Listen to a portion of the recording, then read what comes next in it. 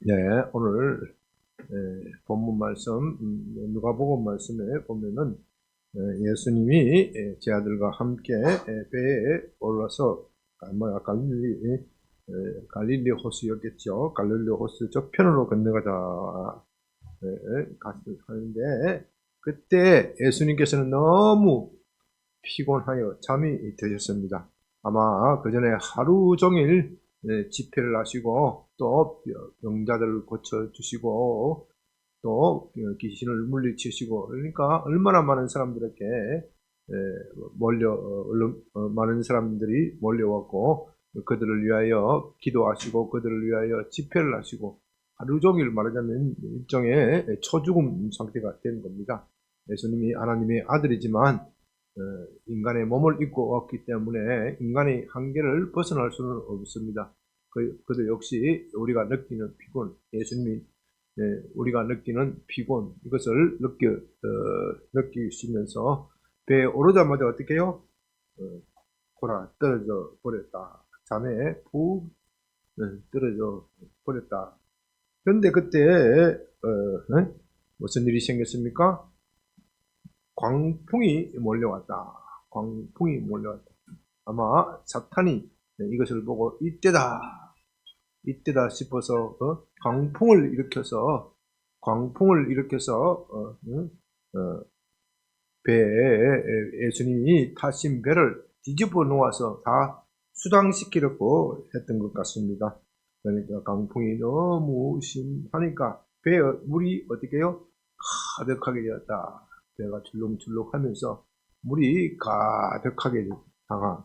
여러분들은 이런 상황을 거의 겪어보지 못해요. 잘 모르실 겁니다.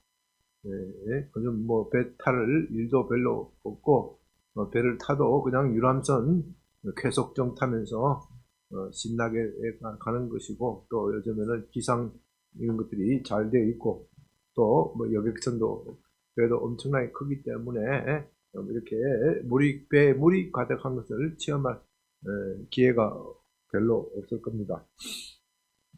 제가 고등부 때 고등학생 때 부산에 가면 다대포 항구가 있어요. 다대포 낙동강 하구에 있는데 다대포에서 1시간 정도 배를 타고 가면은 가덕도라는 섬이 있어요. 지금은 가덕도까지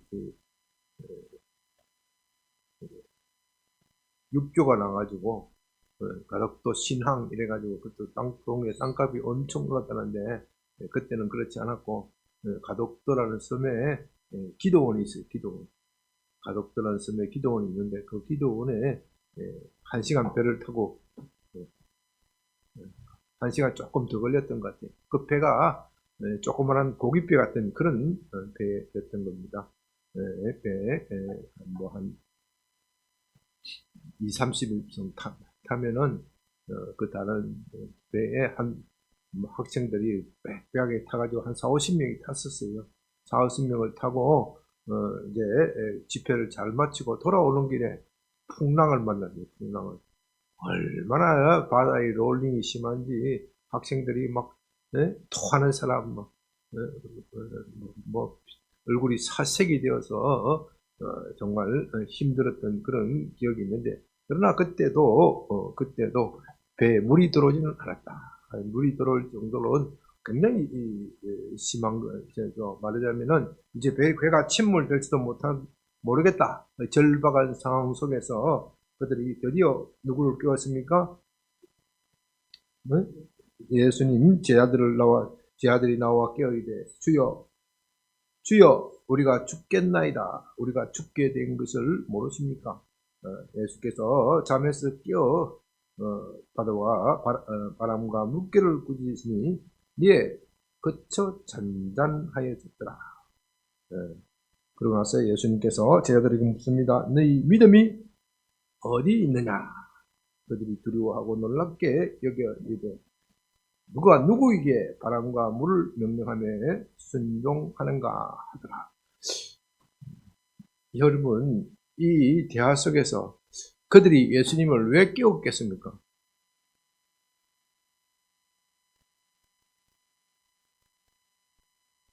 그들이 예수님을 왜 깨웠겠습니까? 풍랑을 만났어요. 풍랑을 만난 그 말씀은 맞는데 좀 더 구체적으로 해결해 주실 거니까 어떻게 해결을 해 주실 걸로 생각했어요?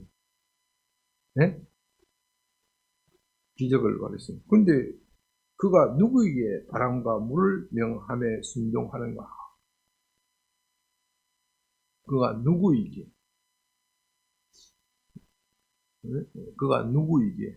이런 대화 속에서 볼 때, 풍랑을 꾸짖어 잠잠케 한 것을 기대하지 않았다. 어쩌면, 자세히는 알 수 없지만, 우리가 이렇게 물 푸면서 고생하는데, 당신은 어떻게 잠만 자고 있냐? 물 푸는데 좀 도와줘야 될 거 아니냐? 좀 그런 뉘앙스도 있죠? 예? 우리가 물 푸면서 이렇게 고생하고 이렇게 하는데, 아니, 지금 아무리 선생님이지만은, 예? 선생님이라고 해서 손가락 하나 어떻게, 예? 잠만 자느냐, 뭐 이런 뉘앙스도 있는 것 같아요. 그죠? 예? 그들이 주님이 큰 기적을 행해 주실 것이다. 그런 기대가 전혀 없었던 것도 아니지만, 이렇게 풍랑을 꾸짖어 잔잔케 하리라 그런 기대는 거의 하지를 않았던 것 같습니다. 자, 이것이 우리가 문제란 말입니다. 우리가 주님과 동행하고 주님과 함께 있는다고 하지만 정작 주님이 어떤 분인지 잘 몰라요. 제 아들이 풍랑을 만난 것은 주님과 함께 있을 때입니까? 함께 없을 때입니까? 네, 함께 있을 때, 우리가 주님과 함께 있는다고 하더라도 이 세상에 살 때는 풍랑을 만나게 되었습니다. 우리가 주님과 함께 있는다고 해서 마귀가 아목의 집사, 아목의 장로, 아목의 권사 주님과 함께 있으니까 저 청년들에게는, 저 집사에게는 내가 피해 가야 되겠다. 그렇게 하지 않는다 이 말이에요.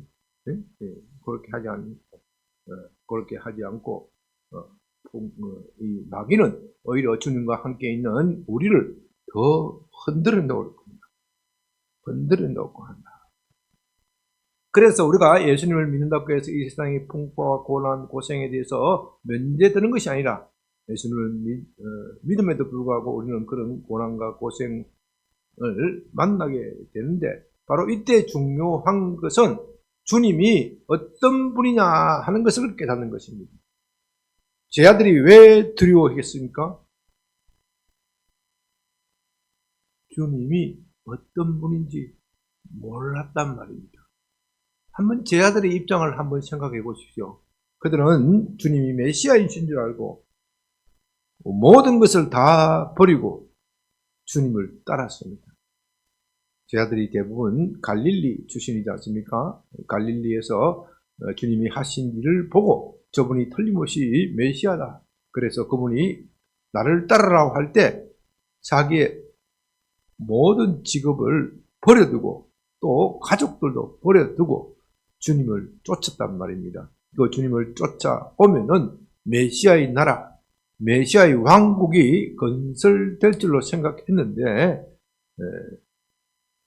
또 실제로 예수님이 하시는 것을 보면 이제 메시아의 나라가 임할 때가 얼마 남지 않았다.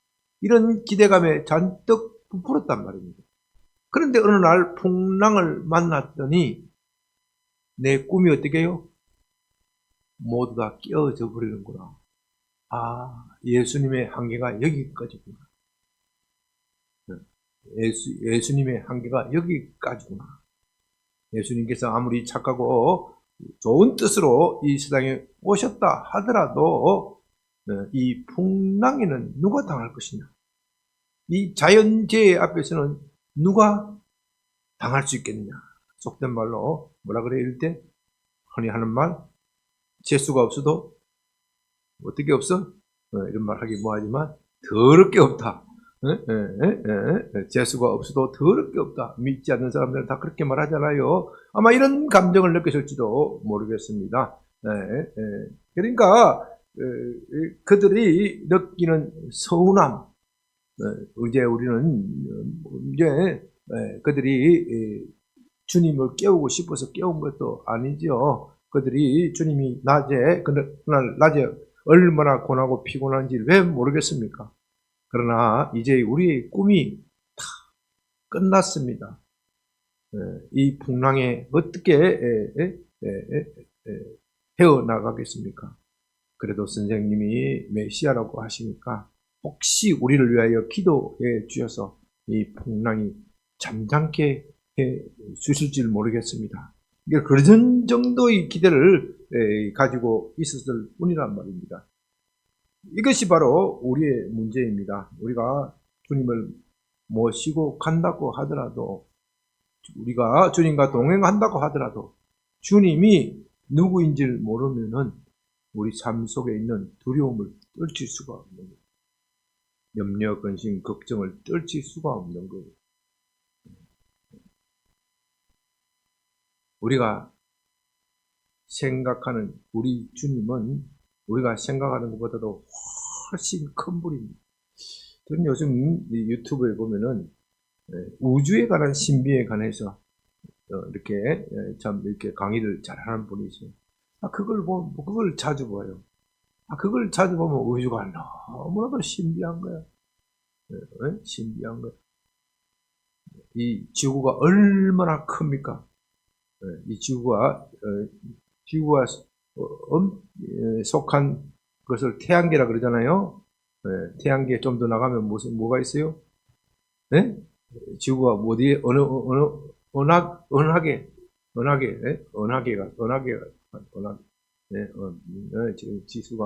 지구가 은하계에 속하는데, 여러분 은하계가 얼마나 큰 줄 아세요?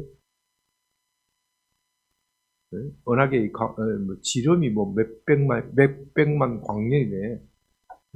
그래서 그 실감이 잘 안 가. 일광년이라고 해서 빛이 1년 동안 내내 달려서 갈 수 있는 거리가 그러지 않습니까? 그러니까 1광년만 하더라도 정말 엄청난 거예요. 엄청난데 몇백만 광년이라 하니까 이게 실감이 안 가. 그래서 실감이 안 가서 그 은하계 전체 크기에 이 지구를 한번 비교를 하면 어떨까? 요새 뭐 AI가 이런 물어보면 착착 답을 잘하더라고요. AI 한번 살짝 물어봤더니, 은하계가 지구라면요, 지구가 은하계라면은 이 지구의 크기는 이 지구 속에 붙어 있는 분자보다도 작대. 분자보다도 작대. 이 지구 크기가.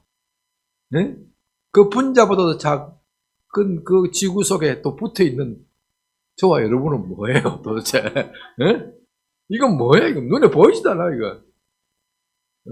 얼마나 우주가 큰지. 그거보다 더 신기한 거는요, 그 은하계가 몇 개가 있겠을 것 같아요? 은하계가. 은하계가 뭐 수십 개 있는 게 아니라 수백 개 있는 게 아니라 수천 개 있는 게 아니라 수백억 개가 있대요. 그거 셀 수가 없는 거예요. 셀 수가 없는 거. 은하계가. 우리가 관찰해서 알 수 있는 은하계가 뭐 수백억 개라는데, 관찰 못하는 거는 수를 셀 수도 없는 거예요. 이게 도대체 우주의 끝이 셀 수도 없는 거예요. 이걸 누가 만들었다고요? 하나님이 누구를 통해?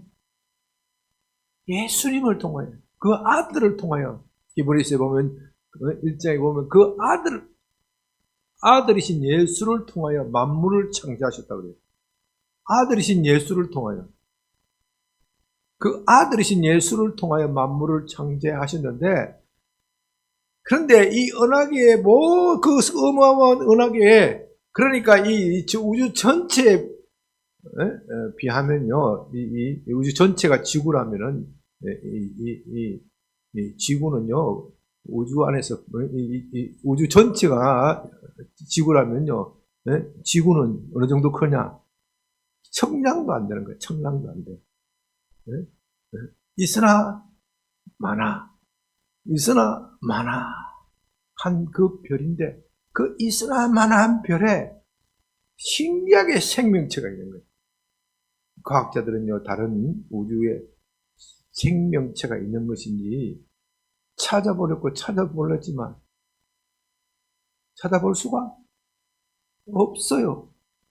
그야말로 희망 고문하는 거예요. 혹시라도 다른 우주에 생명체가 있을지 모른다. 그걸 생각을 하면서 막 찾는 거예요. 생명체가 있을 가능성이 없어요. 없는데 생명체가 없다 그러면 너무 힘들잖아, 자기가. 희망 고문. 최근에 또 어떤 요즘에는 우주망원경이 굉장히 발달해가지고 허블 망원경 그보다 더 좋은 망원경이 또 있다 그러는데, 그래서 200억 광년 떨어진 별을 발견했대. 정확한 숫자는 제가 잘 모르겠어요. 200억 광년이에요. 그러니까 그 별이 굉장히 의미가 있대요. 왜? 우주의 생성 시기가 한 200억 년쯤 되는데, 200억 년쯤 되는데, 그 지구의 생성 후에 2억 년 이후의 별이에요. 무슨 소리냐면요, 200억 광년에, 그러니까 189억 광년이란 이야기지. 189억 광년의 별을 발견했다. 그 별은 언제의 별을 보는 겁니까? 지금 현재 상태의 별을 보는 것이 아니라 189억 년 전 별을 보는 거예요. 그 빛이 여기까지 올 때까지 얼마 걸렸다고요? 189억 189억 년 걸렸으니까 189억 년 전 세계를 보는 거야. 과학자들이 왜 그걸 가지고 열광하고 환호를 하느냐면요, 야, 이걸 좀 더 연구하면 우주가 어떻게 생성될 수 있는지 알 수 있겠다. 적어도 189억 년 전 세상은 알 수 있겠다. 그래서 과학자들이 열광을 하는 거예요. 그러니까 우주가 얼마나 크고 광대한지 우리가 상상이 안 되는 거예요. 이 상상이 안 되는 우주를 누가 만드셨다고요? 네, 하나님이 누구를 통해서? 예수 그리스도를 통해서 만드셨는데, 그 기묘하고 신기한 것은 그 많은 우주에 사람이 살 수 있는 별은 이 지구뿐이다. 생명체가 살 수 있는 별은 이 지구뿐이다. 모르겠어요. 앞으로 더 과학이 발달하면 다른 곳에 생명체가 있는지 그럴 가능성을 완전히 배제할 수는 없겠지만은, 그러나 지금 인간이 아는 수준으로서는 그것뿐이란 말입니다. 그래서 과학자들이 말합니다. 설사 거기에 생명체가 있고 인간과 같이 지능이 발달한 고등동물이 있다고 하더라도 우리는 그 사람들과 교류를 할 수가 없다. 왜 그래요? 네? 가다가 죽으니까. 그 속에서 만일에 적어도 우리 우주 속에서 10만 광년, 100만 광년 이내에는 그런 것이 없대. 그런 것이 없는데, 혹시라도 1000만 광년, 1억 광년 전에 별에서 그런 생명체가 있다고 하더라도 그것이 우리에게 연락 올 때는 언제 전 거야? 억년 전이기라, 억년 전. 무슨 말인지 아시겠어요? 그러니까 억년이 지나면 이 지구 같은 문명이 존재할지도 안 할지도 모르는 거야. 그러니까 이 우주 속에 오직 지구만 인간이 생존할 수 있는 조건을 갖추고 있고 생명체가 존재할 수 있는 조건을 갖추고 있는 거예요. 제가 요즘 말씀드리는 것은 요점은 바로 이겁니다. 예수님께서 이 만물을 창조하실 때 우리를 위하여 배려한 것이 얼마나 큰지, 얼마나 큰지. 우리가 생존하기 위하여 얼마나 세심한 배려를 하시는지. 생명체가 존재한다는 건요, 단순한 생명체가 존재한다는 것만 하더라도 그냥 되는 일이 아니에요. 우선 공기가 있어야 되고, 산소가 있어야 되고, 물이 있어야 되고, 그게 가장 기본적이잖아요. 공기와 산소, 이 별이 공기와 산소를 잡아두려고 하면은 그 중력이 아주 적정하게 있어야 돼요. 중력이 너무 세도 안 되고, 중력이 너무 세면 어떻게 돼요? 수축을 해가 어떻게 돼요? 블랙홀이 되는 거예요. 생명체가 모두 다 들어가면, 그 안에 들어가면, 블랙홀이 들어가면 뭐가 돼요? 짜부러지는 거예요. 짜부러져. 찌그러져. 지구 같은 것도 그 블랙홀에 들어가면 하나의 다 찌그러져가지고 야구공 크기밖에 안 된다 그러잖아요. 야구공 크기밖에 안 된다. 또 이 중력이 너무 없어도 물이나 공기를 잡아둘 수가 없는 거예요. 다른 지구에 비해서 중력이 6분의 1밖에 안 된다 그랬잖아요. 안 되기 때문에 물이나 공기를 잡아둘 수가 없어. 물론 인간의 기술이 발달하면 거기에 또 우리가 플랜트를 세울 수 있을는지 모르겠는데, 그러나 이런 조건을 갖추고 이런 공학, 수학적 창제를 하려면은 하나님의 광대하심이 얼마나 뛰어나겠어요. 여러분, 하나님께서 저와 여러분을 만들시기 위해서 온 우주의 수학을 다 동원하신 거예요. 그래서 수학자들이나 진정한 과학자들, 이런 사람들은 하나님을 인정하지 않을 수 있는 거예요. 그래서 수학자들 파스칼이 그렇게 신앙이 깊은 거예요. 수학을 연구하면 할수록, 우주를 공부하기 위해서는 수학을 해야 되는데 수학을 공부를 하면 할수록 하나님의 존재를 인정할 수밖에 없더라.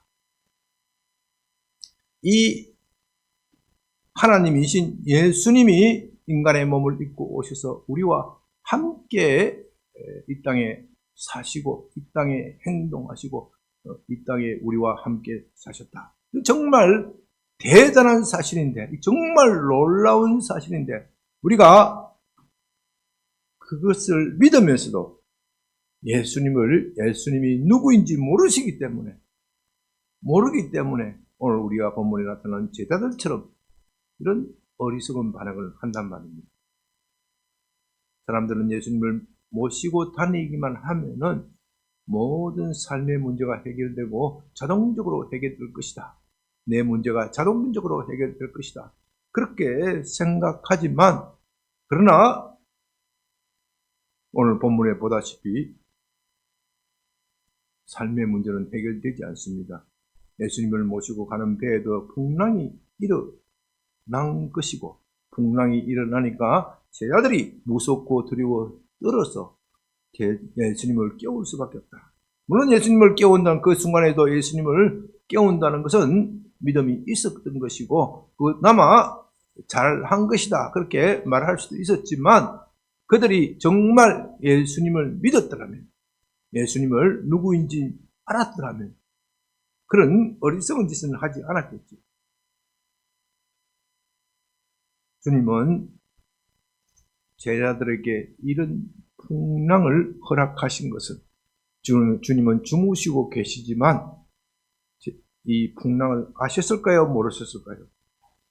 아시죠. 당연히 그의 신적 능력으로 설령 사탄이 풍랑을 만들고 내고 또 주님이 육신적으로 있었기 때문에 그것을 모르셨다고 하더라도 주님은 아무리 절망적인 상황이 와더라도 이 풍랑이 나를 바다로 수당시키지는 못한다. 그 확신을 가지고 계셨기 때문에 잠을 주무시는 것이고, 또한 잠에서 깨어나서 풍랑을 잠잠케 하신 것입니다. 그래서 제자들에게 깨어나서 제자들에게 너희 믿음이 어디 있느냐? 너희 믿음이 어디 있느냐?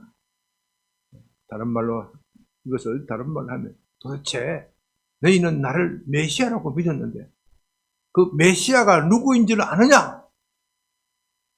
누구인 줄 알고 믿느냐?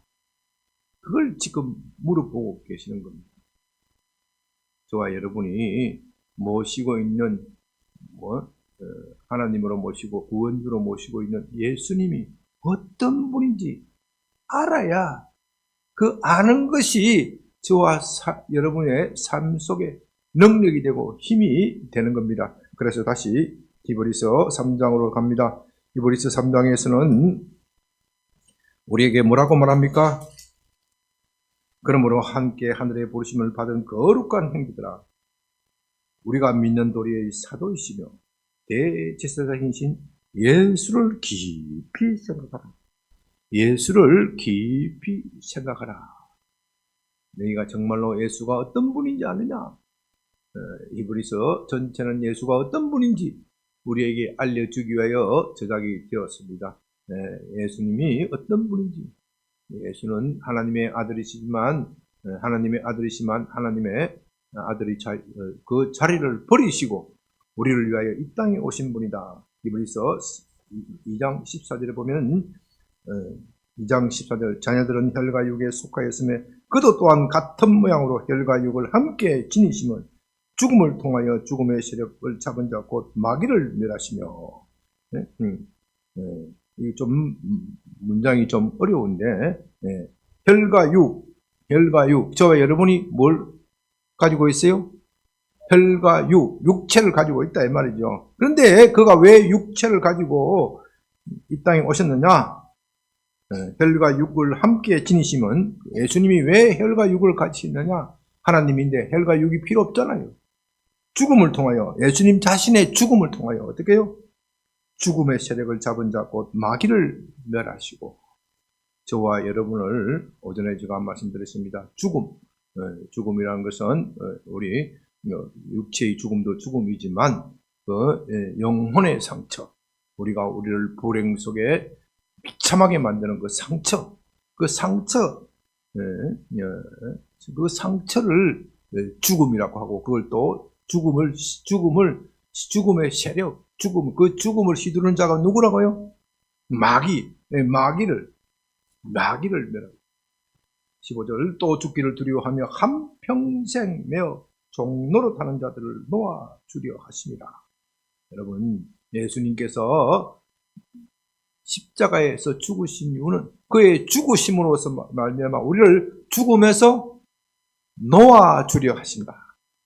죽음에서 놓아주려 하신다. 그렇기 때문에 우리 믿는 사람들은 죽음을 두려워하지 않는 거예요. 저는 조금 있으면 또 부산에 갈 건데, 이제 어머니 내일 뵈러 가야 되는데, 우리 어머니 신앙이 너무 아름다워. 원래 예수님 믿었던 분이 아니에요. 가서 제가 가면은 아이고 오래 사셔야지, 건강하게 오래 사셔야. 뭐라 그러는 줄 알았어요? 야, 이놈아, 쓸데없는 소리 하지 마라. 나는 빨리 주님 만나러 갈 거야. 내가 이 나이에 뭔 소망이 있다고. 난 빨리 주님 만나러 갈 거야. 나한테 그런 말은 나한테 도움되는 말이 하나도 아니다. 내가 이 아픈 육신을 가지고 너희들한테 짐이 되니 나는 주님 빨리 만나고 싶다. 이렇게 하시는 거예요. 우리가 예수 믿는 사람은 이런 배짱이 있어야 돼. 여기 보십시오. 15절에 죽기를 무서워함으로 한평생 매어 종로로 타는 자. 예수 안 믿는 사람들은 히브리서 2장 15절에 죽기를 무서워하고 한평생 매어 종로로 타는 사람 아닙니까? 사망의 종로로 타는 사람이 아닙니까? 그렇기 때문에 예수 안 믿는 사람들은 그렇게 죽는 것이 두렵고 무섭고,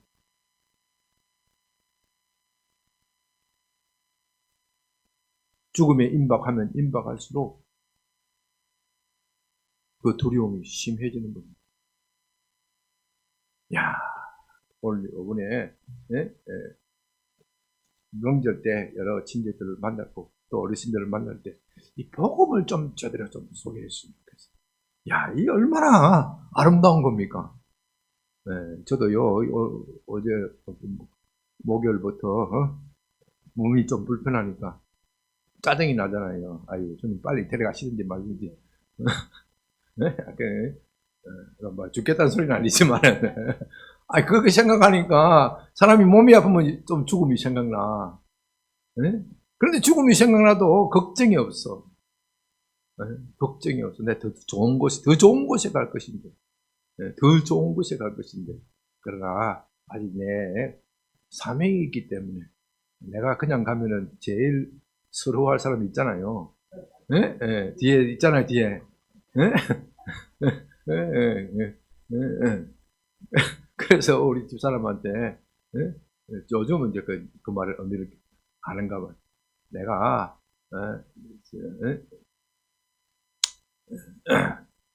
젊었을 때는, 내가 먼저 가야 된다고 뭐 내가 죽더라도 내가 먼저 죽고, 당신 나 뒤에 죽어야 된다 생각을 했는데, 내가 나이가 들고 보니 철이 들고 달랐다. 당신 죽고 나서 내가 죽어야 되겠다. 그러니까 팍짝 된 거예요. 이 나이에 또 세상에 가려고 그러지? 그게 아니고, 내가 생각을 해보니까, 내가 죽고 나서 당신이 남으면, 당신이 너무 힘들게 살 것 같아. 힘들게 살 것 같으니까, 내가, 당신 죽고 나면 내가 한 일주일 뒤에 따라갈 거니까, 걱정하지 마. 그래. 예수 믿는 사람은 죽음이 두렵지 않는 거야, 죽음이. 이 좋은 복음을,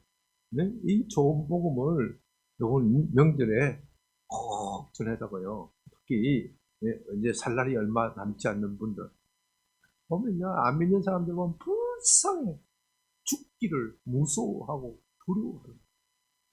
죽음 위에 무엇이 있을까? 평소 젊었을 때는 죽고 나면 아무것도 없지. 큰 소리 빵빵 치다가 막상 그 죽음이 자기의 죽음이 되면 어떻게 해요? 두려워하는 거예요. 죽기를 두려워하는 거예요.